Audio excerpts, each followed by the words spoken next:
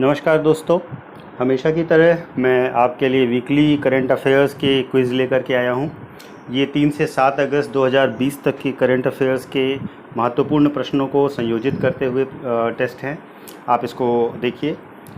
इस बार एक्चुअली 2 दिन का डिले हुआ है, उसके लिए मैं क्षमा चाहता हूं। वास्तव में ये डिले इसलिए हुआ है क्योंकि अब मैं आपको ये जो टेस्ट देता हूं इसके एक्सप्लेनेशंस सहित पूरा टेस्ट जो है वो आपको, ये पूरी क्विज़ आप डाउनलोड कर सकेंगे। कहाँ से और कैसे वो मैं आगे आपको बताता हूँ। अभी हम फिलहाल टेस्ट को शुरू करते हैं, इस क्विज़ को स्टार्ट करते हैं। तो इस क्विज़ का पहला क्वेश्चन इरावदी रिवर्स को लेकर के, इरावदी रिवर को लेकर के है, इरावदी रिवर डॉल्फिन को लेकर के है। तो पहला क्वेश्चन ये है कि इरावदी रिवर डॉल्फिन के बारे में निम्न कथनों पर विचार कीजिए। इरावदी रिवर डॉल्फिन साउथ और साउथ ईस्ट एशिया के कोस्टल एरियाज़ में पाए जाते हैं। ये ब्रैकिश वाटर कोस्ट के पास जो होता है वहाँ पर रिवर माउथ में और एस्चुरीज़ में पाए जाते हैं। और थर्ड पॉइंट है कि भारत में ये चिल्का लेक में पाए जाते हैं। तो इसमें आपको बताना है कि कौन सा ऑप्शन सही है। ठीक है, साउथ या साउथ ईस्ट एशिया में कोस्ट, रिवर कोस्ट के ब्रैकिश वाटर में या रिवर माउथ और एस्चुरीज़ में पाए जाएंगे, प्लस ये भारत के चिल्का लेक में पाए जाएंगे। ठीक है, तो ये इसका जो ऑप्शन है उसमें डी ऑप्शन सही है। तीनों ऑप्शन इसके सही हैं। उड़ीसा के उनमें इसकी जो फॉरेस्ट ऑफिशियल्स हैं उन्होंने ये पाया था। अब ये न्यूज़ क्यों आया था, क्वेश्चन क्यों बना, क्योंकि 146 Irrawaddy river dolphin Chilika lake में पाए गए थे। इस वजह से ये न्यूज़ में था, इस वजह से ही यह प्रश्न बना।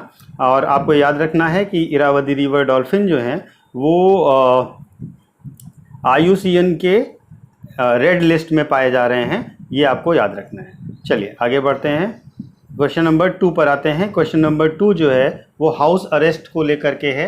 हाउस अरेस्ट के बारे में प्रश्न यह है कि हाउस अरेस्ट के बारे में निम्नलिखित कथनों पर विचार कीजिए। पहली बात, ये क्रिमिनल लॉ मैनुअल के अंतर्गत आता है। दूसरी बात यह है कि इसमें जो भी बिल्डिंग होती है उसको एक सब जेल की तरह डिक्लेयर कर दिया जाता है। और तीसरा पॉइंट ये है कि जो इस बिल्डिंग के रेजिडेंट्स होते हैं उन्हें ऑटोमेटिकली और बिना उनकी विल और विश के, मतलब वो डिनाई नहीं कर सकते, उनको उन्हीं के घर में अरेस्ट कर दिया जाता है। आपको बताना है कि इसमें से कौन सा सही है। ठीक है, तो अगर आप देखें तो ये वास्तव में क्रिमिनल लॉ का मामला है। और ये न्यूज़ में क्यों है, क्योंकि कश्मीर में ये न्यूज़ बार बार आ रही है और अभी बड़े बड़े नेताओं को हाउस अरेस्ट से छोड़ा गया है, कुछ नेताओं को, और कुछ लोगों को हाउस अरेस्ट किया गया है। इस वजह से ये बार बार न्यूज़ में रही। तो यहाँ पर आपके लिए जानना ज़रूरी है कि यह क्रिमिनल लॉ के मैनुअल के अंतर्गत गिरफ्तार किया जाता है। इसमें जो हाउस होता है उसको ही सब जेल बना दिया जाता है और जो भी पर्सन होता है उसको उसी हाउस में अरेस्ट कर दिया जाता है। तो इसलिए इसका करेक्ट आंसर जो होगा वो होगा आपका डी, यानी कि 1, 2 और 3 तीनों। ठीक है, चलिए आगे बढ़ते हैं। अगला जो आपका है, अच्छा यहाँ पर ये गलत प्रिंट हुआ है, इसको आप डी करेंगे ना कि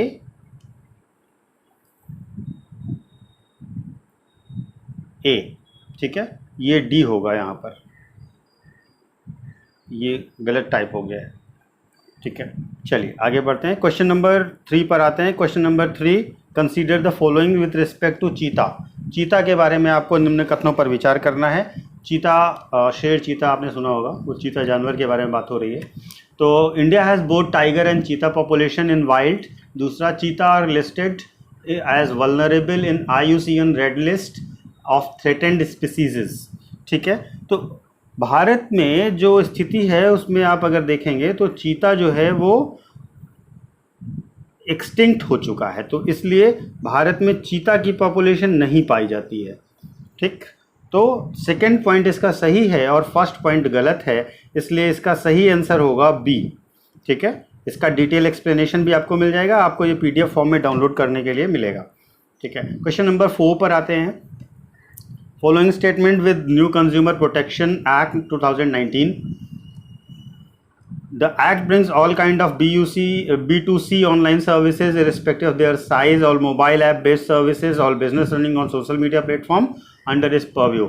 मतलब जितने भी सोशल मीडिया प्लेटफॉर्म पर बिजनेसेस हैं, जितना business to consumer online services हैं, और वो चाहे जिस भी साइज़ के हों, छोटे बड़े, इरिस्पेक्टिव साइज़ का मतलब किसी भी साइज़ के छोटे बड़े बिजनेस कैसे भी हों, और मोबाइल ऐप रिलेटेड जो भी सर्विसेज हैं वो सब कंज्यूमर प्रोटेक्शन एक्ट के अंतर्गत आएंगे। दूसरी चीज़, कंज्यूमर को ये एम्पावर करता है कि those engaged in offline as well as online multi level transactions. इसके अंतर्गत चाहे वो ऑफलाइन या ऑनलाइन ट्रांजैक्शंस कर रहा हो, उसको कंज्यूमर को काफ़ी सारी पावर्स दी गई हैं। तो इसका सही आंसर जो है वो होगा आपका दोनों, यानी कि सी। ठीक है, इसमें आपको ये सारी पावर्स दी गई हैं और इसकी डिटेल्ड एक्सप्लेनेशन आपको नीचे मिल जाएगी। आप इसको पढ़ लेंगे तो आपको काफ़ी सारी चीज़ें, जैसे OTT सर्विसेज हैं, ऐप रिलेटेड स्टोर्स हैं, ventures on Facebook, WhatsApp, Twitter, LinkedIn, ये सब आपके इस लॉ के एम्बिट में आ जाएंगे, इस लॉ के पेरिफेरी में आएंगे। नेक्स्ट है फिशिंग कैट। इंडिया में मुख्यतः कहाँ पाई जाती है? पहला है mangrove forest of the Sundarbans में, फुटहिल्स ऑफ हिमालयाज में, वेस्टर्न घाट में, या ऑल ऑफ द अबव में। ठीक है, तो फिशिंग कैट जो होती है वो मुख्यतः एक ऐसा जानवर है जो वेटलैंड्स में नॉर्मली पाया जाता है। ठीक है, और इसलिए मेनली मैंग्रोव फॉरेस्ट में पाया जाएगा, हिमालयाज में के फुटहिल्स में पाया जाएगा, ब्रह्मपुत्र रिवर वैली में पाया जाएगा, वेस्टर्न घाट में पाया जाएगा। तो इसके लिए इसका सही आंसर होगा डी। ठीक है, ये आपको एक्सप्लेनेशन में मिल जाएगी सारी चीज़ें। Question number 7, consider the following statements about trans fats. Trans fats के बारे में आप निम्न कथनों पर विचार कीजिए। Trans fats is a type of unsaturated fat, they occur naturally, ये प्राकृतिक रूप से पाए जाते हैं। Trans fats give food a desirable taste and texture, ये खाने को जैसी आप चाहें वैसा टेस्ट और टेक्सचर देते हैं। ठीक है, तो अगर हम इसकी बात करें तो ट्रांस फैट के बारे में आप जानिएगा कि ये एक तरीके के इन्हें हम ट्रांस अनसैचुरेटेड फैटी एसिड्स या ट्रांस फैटी एसिड्स भी कहते हैं। ठीक है, ये अनसैचुरेटेड फैट्स हैं जो नेचर में बहुत ही स्मॉल अमाउंट में पाए जाते हैं और इंडस्ट्री के द्वारा इनको वाइडली प्रोड्यूस किया जाता है। ठीक है, ये स्नैक्स में, पैकेज बेक्ड फूड्स में और फास्ट फूड में इनको इस्तेमाल किया जाता है। तो इसका जो सही आंसर होगा वो होगा डी। तीनों बातें इसके लिए सही होंगी। ट्रांस फैट्स इन तीनों चीज़ों में इस्तेमाल होगा। ठीक है, आपको एक्सप्लेनेशन पढ़ लीजिएगा, बाद में आप PDF डाउनलोड कर सकते हैं। नेक्स्ट, बेरूत में भी बहुत बड़ा हादसा हुआ था, अमोनियम नाइट्रेट वाला। मैंने आपको इसको शेयर भी किया था। तो Beirut often seen in news is located in. Beirut कहाँ है? बेरूत कहाँ की राजधानी है? सीधा अगर आसान भाषा का प्रश्न कहें तो बेरूत जो है वो लेबनान की राजधानी है। अभी नया अपडेट ये है इस वीक का कि यहाँ की सरकार ने इस्तीफ़ा दे दिया है। पहली बार ऐसा हुआ है कि इतने बड़े धमाके के कारण गवर्नमेंट गिर गई हो, तो ये महत्वपूर्ण है। नई सरकार के लिए अब इलेक्शंस होंगे। ठीक है, चलिए नेक्स्ट क्वेश्चन पर चलते हैं। क्वेश्चन नंबर 9 की बात करते हैं। गीता रहस्य बुक किसने लिखी है? तो गीता रहस्य बुक जो है वो बेसिकली महत्वपूर्ण इसलिए है क्योंकि गंगाधर तिलक, बाल गंगाधर तिलक का एनिवर्सरी था, जिसके लिए बहुत सारी न्यूज़ आपने पढ़ी होगी। तो BG तिलक की ये बहुत ही फेमस बुक है। इसे इन्होंने गीता रहस्य या इसको कर्म योग शास्त्र भी कहा जाता है। ठीक है, मराठी लैंग्वेज में लिखी गई बुक है ये, तो लैंग्वेज भी याद रखिएगा आप, इसकी मराठी लैंग्वेज है। ठीक है, और इसको बाल गंगाधर तिलक ने तब लिखा था जब वो बर्मा के मांडले जेल में बंदी थे। ठीक है, उस दौरान इन्होंने यह लिखा था। ये वास्तव में भगवत गीता में जो कर्म योग है उसके बारे में लिखी गई बुक है, गीता रहस्य। ठीक है, तो बस इतना ही आपके लिए जानना ज़रूरी है। बाकी एक्सप्लेनेशन में मैंने इसकी थोड़ी और डिटेलिंग आपको दी भी है, आप इसको पढ़ लीजिएगा। क्वेश्चन नंबर 10, जॉय कॉली मातर temple sometime scenes in news recently is located in. अभी हाल फिलहाल में न्यूज़ में रहा, ये कहाँ पर है? नेपाल, भूटान, श्रीलंका, बांग्लादेश। ठीक है, तो ये एक वास्तव में बांग्लादेश का मंदिर है जिसका रिकंस्ट्रक्शन भारत सरकार ने शुरू किया है। ठीक है। इसी वजह से ये न्यूज़ में था। ये करीब करीब 300 साल पुराना मंदिर है 300 साल पुराना मंदिर है, जो श्री दयाराम रॉय ने इसको इस्टेब्लिश किया था। बस इसके बारे में इतनी महत्वपूर्ण चीज़ें हैं जो आपको पता होनी चाहिए। तो ये बांग्लादेश में है। नेक्स्ट हम चलते हैं क्वेश्चन नंबर 11 पर। क्वेश्चन नंबर 11 जो है वो है पायरोलिसिस के बारे में। It is a process of thermal conservation of organic matter using a catalyst in the presence of oxygen. Number 2, the process typically occurs in the high temperature, under pressure and is an irreversible process. आपको बताना है कि कौन सा statement सही है, ठीक है। तो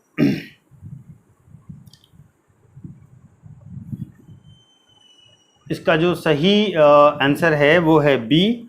ये दूसरा पॉइंट सही है इसका, ठीक है। इट इज़ नॉट एक्चुअली ये प्लास्टिक जो यूज़ होती है पीपीई किट में, उसको रिन्यूएबल लिक्विड फ्यूल्स में बदलने के लिए एक स्टडी की गई है, उसी को हम पायरोलिसिस कहते हैं, ठीक है ना। तो पीपीई वेस्ट को बायोफ्यूल में कन्वर्ट करना केमिकल प्रोसेस के थ्रू ही पायरोलिसिस है, इसलिए पहला स्टेटमेंट सही नहीं होगा। ऑर्गेनिक मैटर को नहीं होता है, ये पीपीई किट को चेंज करने के लिए।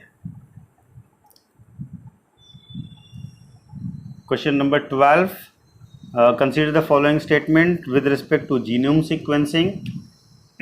अ genome is a DNA or a sequence of genes in a cell. INDIGEN project is a sequence whole genomes of diverse ethnic Indian population to develop public health applications. Which of the statement is correct? तो अगर हम देखें तो पहला statement जो ये कह रहा है कि ये जीनोम डीएनए है, ये सीक्वेंस ऑफ जीन है जो सेल में पाया जाता है, बिल्कुल सही है। अभी हाल फिलहाल में इंडिया में जो हेल्थ मिनिस्टर हैं उन्होंने 1000 जीनोम सीक्वेंसेस ऑफ SARS-CoV-2 के डिक्लेरेशन को किया था। तो इस वजह से ये न्यूज़ में रहा, इसी के लिए आपसे जीनोम सीक्वेंसिंग का क्वेश्चन पुट ऑन किया गया है। तो जो जीनोम सीक्वेंसिंग होता है वो basically order of DNA nucleotides को किसी एक जीनोम में फिगर आउट करने के लिए किया जाता है। और जो इंडिजन प्रोजेक्ट है उसके अंतर्गत डाइवर्स एथनिक पॉपुलेशन का, इंडियन पॉपुलेशन का जीनोम सीक्वेंस डेवलप करने की बात की जा रही है, जो पब्लिक हेल्थ एप्लीकेशंस के लिए होगा। तो इसलिए इसका सही आंसर जो है वो होगा आपका सी, ठीक है। चलिए आगे बढ़ते हैं। Question number 13, consider the following China, India, Nepal, Russia and Sri Lanka financial action task force के मेंबर कौन हैं? FATF के मेंबर्स कौन हैं? ठीक है, ये क्वेश्चन है, आपको बताना है। तो FATF जो है अभी आपने देखा होगा पाकिस्तान को ग्रे लिस्ट में डालने वाली न्यूज़ बार बार चल रही थी, और भारत सरकार जो है वो बार बार FATF के साथ डील करती है, उसको अलग अलग तरीके से इंफॉर्मेशंस देती है, डिटेल्स शेयर करती है, ठीक है। तो FATF में इस समय 37 मेंबर्स हैं, ठीक है, और 2 रीजनल ऑर्गेनाइजेशन हैं। नेपाल और श्रीलंका 2 ऐसे देश हैं जो FATF के मेंबर नहीं हैं। तो इसलिए इसका सही आंसर होगा 1, 2 और 4, और इसलिए इसको हम जब मार्क करेंगे तो इसका आंसर बी मार्क करेंगे, ठीक है।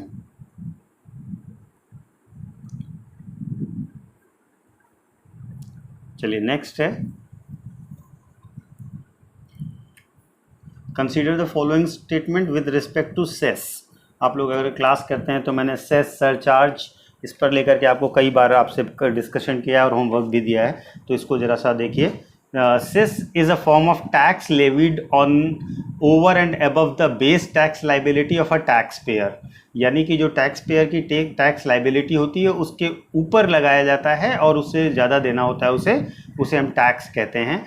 Corona cess on liquor is imposed by central government across India on liquor to compensate the revenue deficit during कोविड-19 लॉकडाउन, ठीक है।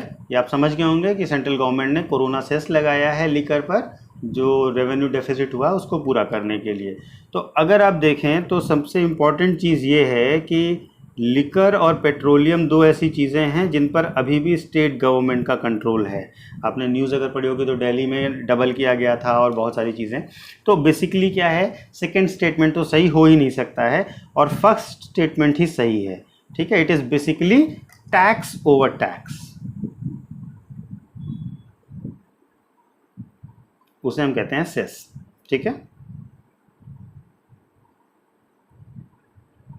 चलिए नेक्स्ट क्वेश्चन पे आते हैं। Question number 15, smart India hackathon 2020। It is a nationwide initiative to that is being conducted every year since 2017. It is the initiative is to inculcate a culture of product innovation and a mindset of problem solving among students. ठीक है, ये दो बातें हैं। तो smart India hackathon जो है वो नेशन वाइड इनिशिएटिव है, 2017 से किया जा रहा है, ये बात सही है। और ये बच्चों के बीच में, स्टूडेंट्स के बीच में प्रॉब्लम सॉल्विंग और रेशनल थिंकिंग के प्रोसेस को डेवलप करने के लिए है कि वो डेली लाइफ में इसको कैसे करते हैं। तो ये दोनों चीज़ें सही हैं। इसके लिए दो फॉर्मेट्स हैं, SIH सॉफ्टवेयर है और SIH हार्डवेयर एडिशन है। ठीक है, तो जो सॉफ्टवेयर एडिशन है वो अभी ऑनलाइन मोड पर कराया गया था, ये न्यूज़ थी, इसी वजह से ये आपसे पूछा जा रहा है। तो इसका जो है दोनों विकल्प सही हैं, इसलिए इस पर आप लगाएंगे सी।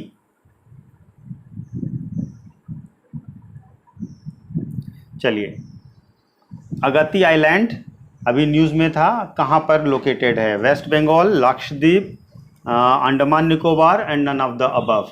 अगर हम अगाती आइलैंड की बात करें तो अगाती आइलैंड जो है न्यूज़ में क्यों रहा, पहले तो ये जान लीजिए। जो नेशनल ग्रीन ट्रिब्यूनल है ना, वहाँ पर उसने लक्षद्वीप के निकट जो अगाती आइलैंड है वहाँ पर कोकोनट ट्रीज़ के लिए कुछ आदेश जारी किए हैं, उसी के संदर्भ में ये न्यूज़ में रहा। तो आप इस बात से ये तो समझ गए होंगे कि ये लक्षद्वीप पे है, तो इसका सही आंसर लक्षद्वीप होगा। ठीक है, और ये जो है आपका लक्षद्वीप कोची से करीब 459 किलोमीटर दूर है, वेस्ट ऑफ कावारती आइलैंड पर लोकेटेड है। ठीक है, नेक्स्ट क्वेश्चन है question number 17। With respect to geo-heritage monument, consider the following statements. It refers to geological features which are inherently or culturally significant, offering insight to Earth's evolution and the history of the Earth science. And point 2, GSI is the parent body which is making efforts toward identification and protection of geo-heritage sites. ठीक है, तो geo-heritage sites को लेकर के प्रश्न है। देखिए, जियो heritage जो मॉन्यूमेंट्स हैं वो किसी भी जगह के जियोलॉजिकल फीचर्स के बारे में हैं। ठीक है, जो कि आगे की शिक्षा और ज्ञान और संस्कृति के लिए काम किए जाते हैं। और जो GSI है वो इसकी पेरेंट बॉडी है जो कि इसका आइडेंटिफिकेशन करती है। तो क्वेश्चन ये है कि विच of the following statement is incorrect. तो पहला भी सही है और दूसरा भी सही है, तो इसलिए इसका सही आंसर होगा डी। क्लियर? अगला क्वेश्चन, क्वेश्चन नंबर 19। आरहुस कन्वेंशन के बारे में क्वेश्चन है, आपको स्टेटमेंट पर विचार करना है। It is an environmental agreement which links environmental rights and human rights. ये पर्यावरण अधिकार और मानव अधिकारों के बीच में संबंध स्थापित करने वाला एक पर्यावरणीय समझौता है। It establishes a number of rights to the public, individuals and their associations with regard to environment. ठीक है, तो ये दो पॉइंट हैं कि ये पर्यावरण के संदर्भ में लोगों, जनता और उनके समूहों के साथ कई सारे अधिकारों की घोषणा करता है। ठीक है, तो अगरस कन्वेंशन जो है वो अभी न्यूज़ में आया, क्योंकि अभी आपने अगर ध्यान दिया होगा EIA impact environmental impact assessment के लिए एक नया ड्राफ्ट आया है, एक नया नोटिफिकेशन आया है, उसी के कारण ये न्यूज़ में आया। ये 1998 में किया गया एक कन्वेंशन है जो एनवायरमेंटल राइट और ह्यूमन राइट जिसमें लिंक किए गए थे। ठीक है, तो इसके दोनों स्टेटमेंट सही हैं और इसके लिए आप इस पर मार्क करेंगे सी वाले ऑप्शन को, यानी कि इसके दोनों स्टेटमेंट को आप सही मानेंगे। क्वेश्चन नंबर 19 की बात करते हैं। Consider the following statements with respect to contempt of court act 1971। अभी आपने देखा होगा प्रशांत भूषण के खिलाफ कंटेम्प्ट ऑफ कोर्ट का मामला लगातार न्यूज़ में रहा है पिछले हफ्ते, इसीलिए इसको आपसे पूछा जा रहा है। A person shall be guilty of contempt of court for publishing any fair comment on the merits of any case has been heard and finally decided. And point number 2, high court can take action for contempt of subordinate court. ठीक है, तो contempt मैंने आपको बहुत अच्छे से पढ़ाया हुआ है, civil contempt, criminal contempt, court का कंटेम्प्ट कैसे कैसे माना जाएगा, आप उन चीज़ों को देखेंगे। आपको अलग अलग आर्टिकल्स जैसे आर्टिकल 129, 215, 1 इन दोनों में आपको मिल जाएंगे। ये ध्यान रखिएगा कि हाई कोर्ट और सुप्रीम कोर्ट दोनों को ये अधिकार है कंटेम्प्ट ऑफ कोर्ट की सुनवाई करने का। और अगर आपको याद हो तो कंटेम्प्ट ऑफ कोर्ट का जो अधिकार मिलता है वो मिलता है किस मामले में मिलता है? कोर्ट ऑफ रिकॉर्ड के अधिकार के कारण। ये ध्यान रखिएगा, कोर्ट ऑफ रिकॉर्ड वाला मामला है ये।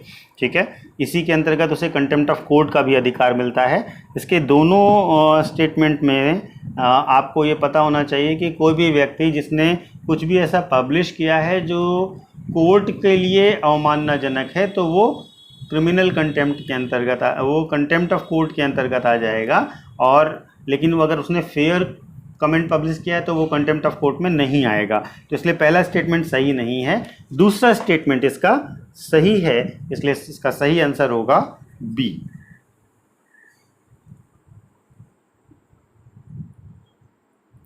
क्वेश्चन नंबर 20 पे आते हैं। क्रू ड्रैगन स्पेसक्राफ्ट के बारे में न्यूज़ है। क्वेश्चन है, it is a first private spacecraft to launch human into space. और दूसरा, it is a part of Dragon 2, a class of reusable spacecraft. ठीक है, तो अगर आपने न्यूज़ को सुना होगा तो नासा के एस्ट्रोनॉट्स जो हैं उन्होंने स्पेस एक्स कैप्सूल के थ्रू पहली बार लैंडिंग करी है, तो इस वजह से ये न्यूज़ में रहा। ठीक है, तो इसके पहला स्टेटमेंट की प्राइवेट स्पेसक्राफ्ट है तो स्पेस एक्स का है, तो इसलिए प्राइवेट स्पेसक्राफ्ट ही होगा। दूसरा, ये ड्रैगन 2 रीयूजेबल स्पेसक्राफ्ट का ही पार्ट है, यस ये इसका ही पार्ट है, तो इसलिए इसके दोनों स्टेटमेंट सही होंगे। अब आते हैं क्वेश्चन नंबर 21 पर। Question number 21, consider the following statements with respect to Galapagos island. Galapagos island जो है वो ग्रुप ऑफ आइलैंड है पैसिफिक ओशन में, which is administratively a province of the United States. Point number 2, the actively volcanic islands are designated UNESCO's world heritage site. आपको बताना है कि Galapagos island जो है वो इन दोनों स्टेटमेंट्स में इसके बारे में कौन सी बात करेक्ट है। ठीक है, तो न्यूज़ में क्यों रहा?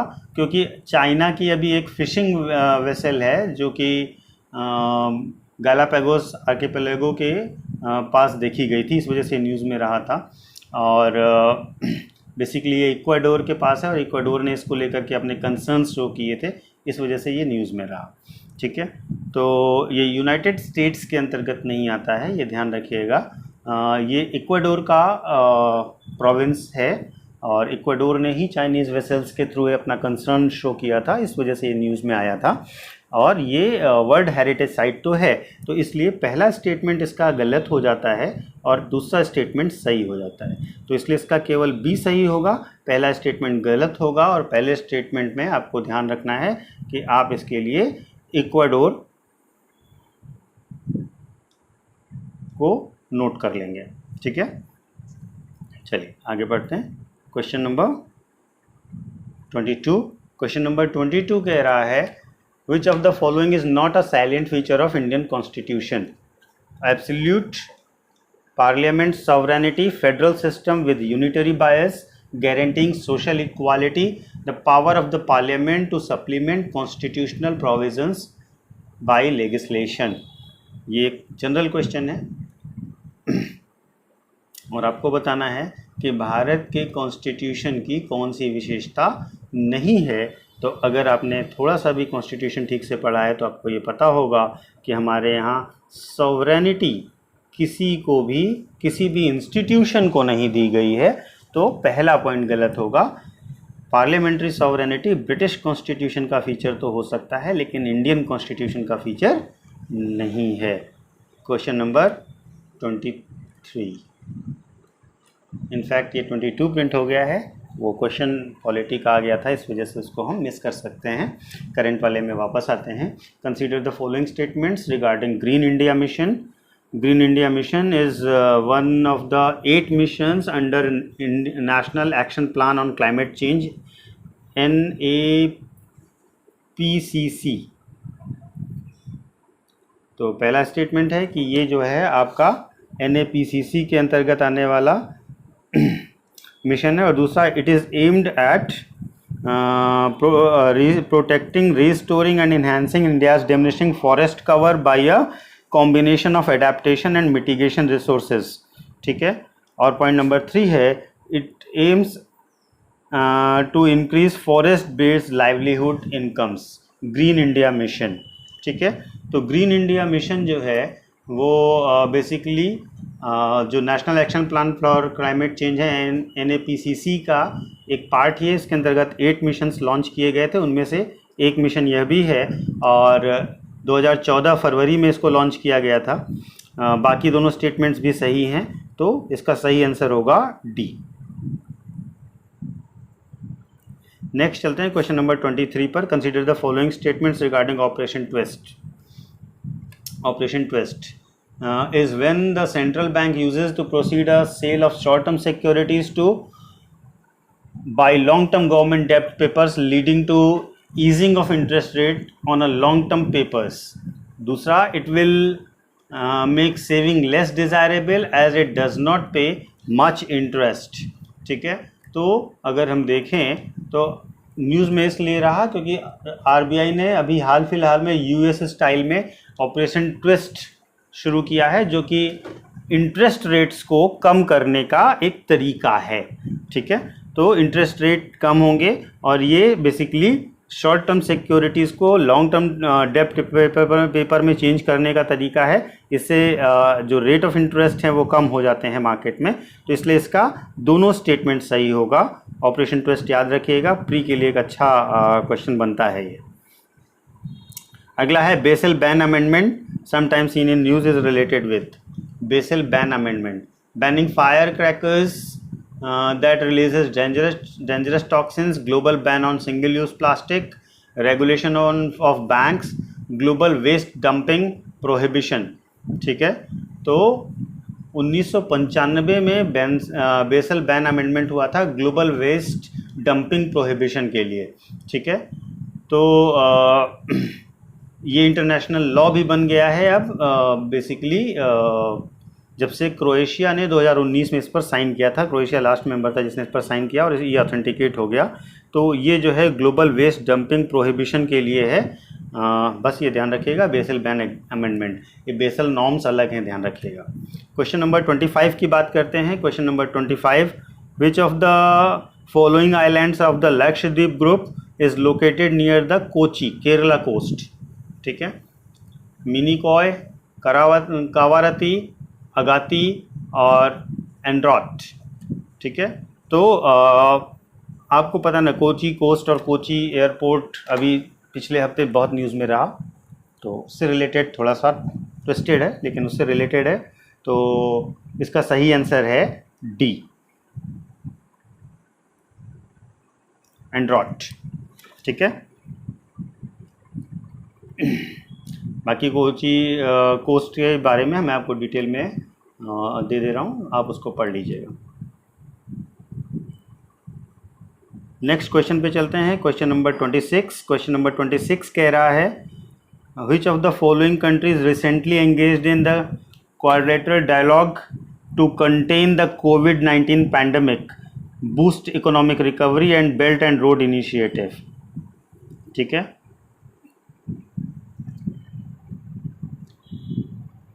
तो ऑप्शन है चाइना, अफगानिस्तान, इंडिया, नेपाल, पाकिस्तान और बांग्लादेश। आपको बताना है इनमें से कौन इन सब डायलॉग्स में रहा। आप जानते हैं कि ये चाइना का बेल्ट एंड रोड इनिशिएटिव है और हाल फिलहाल में पिछले हफ्ते ही अफगानिस्तान, नेपाल और पाकिस्तान के मंत्रियों के साथ, फॉरेन मिनिस्टर्स के साथ चाइना के फॉरेन मिनिस्टर की एक बैठक हुई थी। तो इसलिए इसमें चाइना हो जाएगा, अफगानिस्तान हो जाएगा, नेपाल हो जाएगा और पाकिस्तान हो जाएगा। तो भारत इसका हमेशा से विरोधी रहा है, तो इसलिए भारत की तो कोई संभावना ही नहीं है, तो इसलिए इसका सही आंसर हो जाएगा ए। नेक्स्ट क्वेश्चन नंबर 27 पे चलते हैं। महात्मा गांधी का क्वेश्चन है, which of the following journals were started by Mahatma Gandhi? Young India, Indian Opinion, Navjivan. ठीक है, आपको बताना है इनमें से कौन सा जर्नल है जो महात्मा गांधी पब्लिश किया करते थे। तो महात्मा गांधी इंडियन ओपिनियन भी पब्लिश करते थे, यंग इंडिया भी पब्लिश करते थे और नवजीवन भी पब्लिश करते थे, यानी कि इसका सही आंसर होगा डी। गांधी के पूरे वर्क को आप डिटेल में पढ़ लीजिएगा ज़रूर से, उनकी बुक्स, उनके एसोसिएशंस, जर्नल्स, कोटेशंस और टाइटल्स सब पढ़िएगा आप गांधी का। ठीक है, क्वेश्चन नंबर 28 पर चलते हैं। Question number 28, cataract in eyes are form due to breakdown and clumping of which of the following in the lens of the eyes. ठीक है, आँख के लेंस में किस चीज़ की कमी के कारण या उसके कमी होने के कारण ही कैटरैक्ट हो जाता है? Protein, fat, lipid, carbohydrate. ठीक है, कैटरैक्ट एक तरीके से ब्लाइंडनेस की स्थिति होती है, ये प्रोटीन की कमी से होती है, तो इसलिए इसका सही आंसर होगा प्रोटीन ए।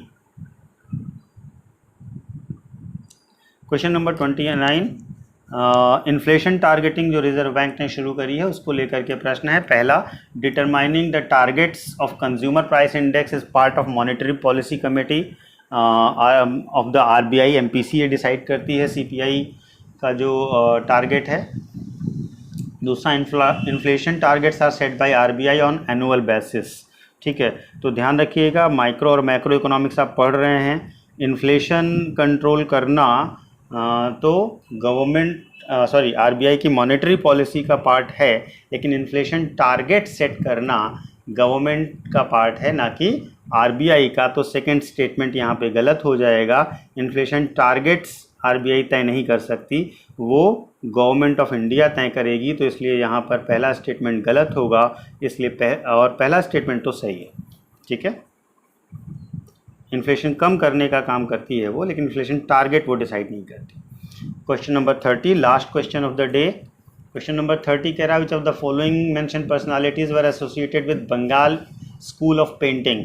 अवनींद्रनाथ टैगोर, नंदलाल बोस, सुनैनी देवी, राजा रवि वर्मा।